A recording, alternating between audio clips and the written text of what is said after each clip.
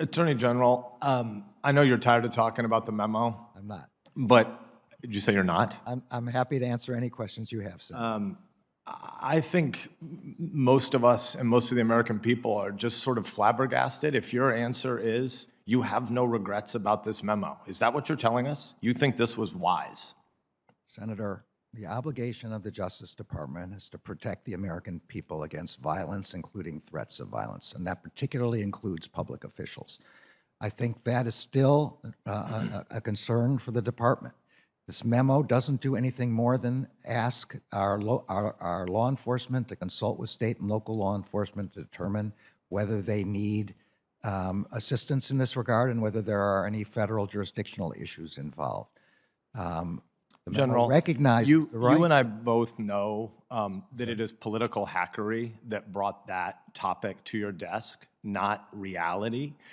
I am strongly against all violence against everyone in public life and all threats of violence. You've not at any point here given us any data that show why this would in any way be a federal priority at this time. The chairman, not here right now, but Chairman Durbin has repeatedly talked about how this morning he Googled it and is pretty convinced there must be lots of threats. Can you help us understand why so many states are disconnecting their organizations from the National Association of School Boards? You are aware that the National Association of School Boards has recanted of the memo, correct? You know they've rejected their own letter to you, or you're aware of that?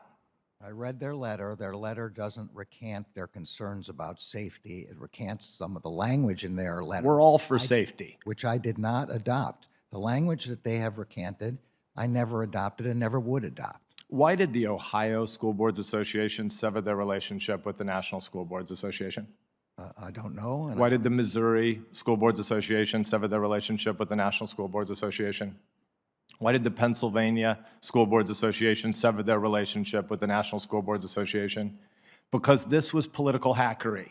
The kind of stuff you told us when you were seeking confirmation that you would be against. And you had the audacity to begin your opening statement today by telling us one of your big three priorities was to make sure communications between the White House and the Justice Department were not politicized. The last three administrations in a row have politicized the Department of Justice, the three including you now. You told us one of your priorities in running DOJ was to reject the kinds of politicization we saw in the Trump DOJ and in the Obama DOJ. You told us that was one of your priorities. You wrote a memo here that came from political staffers who've been rejected by their own organization, coordinating with the White House to try to exaggerate a threat so that they could make sure parents felt intimidated. You've told us, I wouldn't use the exact language Senator Kennedy used about that you were a vessel, but one of two things is true here. Either you were just a vessel of political comm staffers at the White House, or you yourself are in favor of politicizing the DOJ. You told one of my colleagues a minute ago that you've not read the memo from the U.S. Attorney for Montana. I'll read it to you if you want, or I'll bring it to you and you can read it. This is one of your direct reports. It's an insane letter. The U.S. Attorney for Montana takes as predicate for why he's doing what he's doing your memo, and on October 14th, he sends a list of all the counterterrorism statutes that should be considered to be used against parents who are upset about things that might be happening at their school boards. Maybe there's lots of specific evidence of violence being threatened against school board members in Montana, but his memo, or his response to your memo, includes a letter where he says that anonymous telecommunications harassment, repeated telephone calls, or repeated harassing communications should be things that are potentially brought up as the basis for federal charges against parents. Do you agree with this letter of October 14th? Senator, I'm going to say again, this is aimed at violence and threats of violence, and I don't care whether they come from the left or from the right or from up or from down. I don't care if they're in favor of curriculum or against a particular kinds of a curriculum. We can imagine this, all these kind of these arguments against school boards coming from either the left or the right. It doesn't matter. Arguments against school boards are protected by the First Amendment.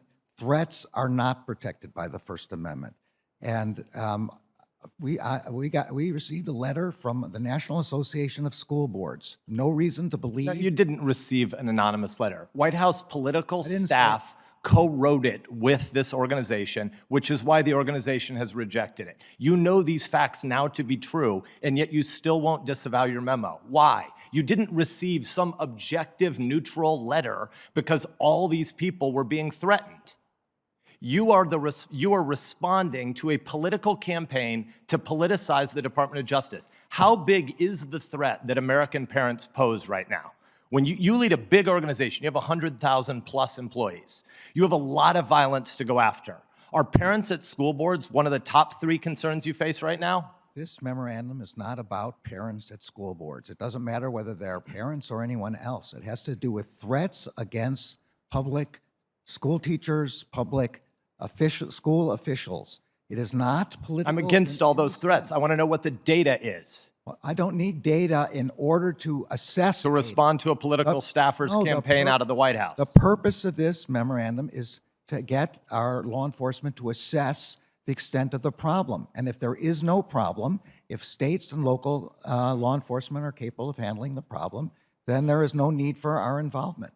If this memo does not say to begin prosecuting anybody, it says to make assessments. That's what we do in the Justice Department. It has nothing to do with politics. Will you report back to this committee with what you find about these threats? Because what you just said, I completely agree with.